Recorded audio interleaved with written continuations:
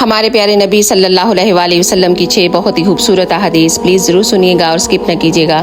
Number 1، حضرت ابو ہریرہ سے روایت ہے کہ آپ نے فرمایا کہ اللہ تمہارے جسم اور صورتوں کو نہیں دیکھتا بلکہ اس کی نظر تو تمہارے دلوں پر ہوتی ہے۔ آپ نے ارشاد فرمایا مسلمان آدمی کے اسلام کی یہ بھی ایک خوبی ہے کہ وہ تمام فضول باتوں اور بیکار باتوں سے دور رہے۔ آپ نے ارشاد فرمایا اللہ تعالیٰ غیرت مند ہے اور اس کی غیرت یہ ہے کہ وہ نہیں چاہتا کہ اس کا بندہ اس کے حرام کیے ہوئے کاموں کو کرے۔ نمبر 4، ابن مسعود سے روایت ہے کہ آپ اکثر یہ دعا مانگا کرتے تھے کہ اے اللہ میں تجھ سے ہدایت، تقوی اور پرہیزگاری اور غیر اللہ سے بے فکری طلب کرتا ہوں۔